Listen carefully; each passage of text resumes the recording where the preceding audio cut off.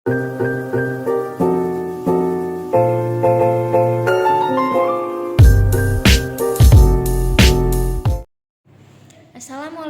warahmatullahi wabarakatuh. Hai guys, perkenalkan nama saya Yasmin Mumtaz dari Institut Bisnis Muhammadiyah Bekasi, Program Studi Akuntansi, Fakultas Ekonomi dan Bisnis dengan NIM 027622010031. Di video kali ini, saya akan membahas tentang buku besar akuntansi. Nggak usah berlama-lama lagi, yuk kita lanjut ke pembahasannya. Oke guys, jadi posting ke buku besar ini adalah tahap ketiga dari siklus akuntansi, di mana siklus akuntansi itu terdapat 7 siklus atau 7 tahapan. Yang pertama itu adanya transaksi, lalu pencatatan jurnal umum, lalu yang ketiga itu ada posting ke buku besar, lalu yang keempat ada neraca saldo, terus yang kelima ada jurnal penyesuaian, yang keenam ada laporan keuangan, dan yang terakhir atau ketujuh ada jurnal penutup. Nah, kali ini saya akan membahas tahap yang ketiga, yaitu posting ke dalam buku besar. Jadi, konsep buku besar ini merupakan proses pengelompokan nilai saldo berdasarkan akunnya. Jadi, kalau kalian sudah menyelesaikan jurnal umum atau proses pencatatan suatu transaksi, hal yang dilakukan selanjutnya adalah posting ke dalam buku besar. Nah, posting ke buku besar ini yaitu proses pengelompokan, di mana proses ini kita akan melihat setiap transaksi yang terjadi pada jurnal umum. Kemudian kita akan kelompokkan berdasarkan akunnya guys. Nah, selanjutnya sebelum kita posting ke buku besar, kita lihat dulu jurnal umum yang sudah kita selesaikan. Di dalam jurnal umum tersebut itu terdapat banyak akun. Misalnya ada akun kas, pendapatan, modal, hutang, dan lain-lain. Nah, dari akun-akun tersebut nanti kita kelompokkan menjadi satu buku besar. Bagaimana caranya?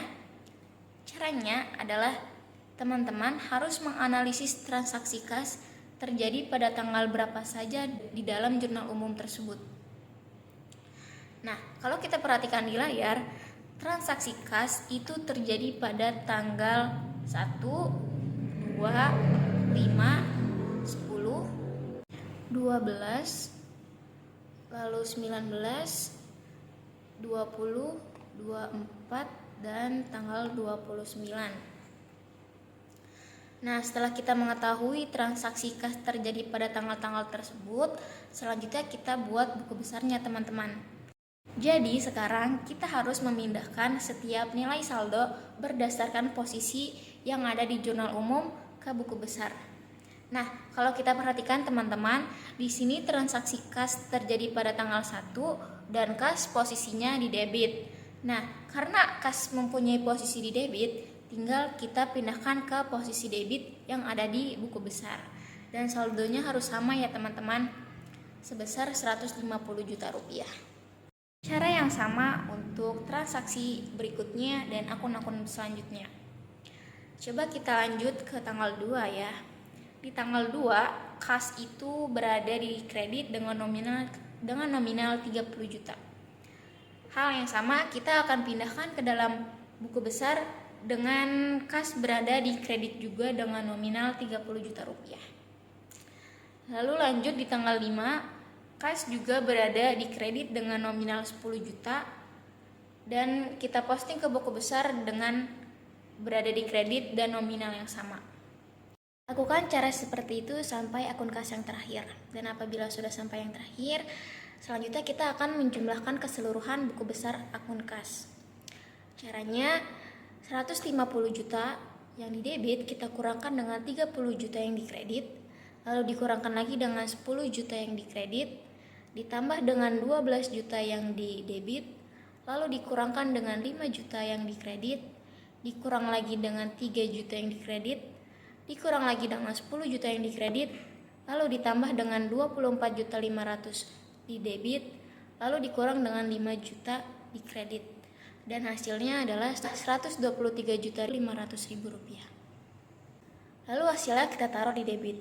Kenapa di debit? Karena saldo awal atau saldo normalnya akun kas itu berada di debit. Jadi Total keseluruhan di buku besar akun kas juga akan berakhir di debit. Nah, sudah selesai kan buku besar akun kas? Kamu lanjutin ya sampai akun-akun yang terakhir. Segitu dulu ya video dari aku. Selamat mencoba dan semoga berhasil. Good luck!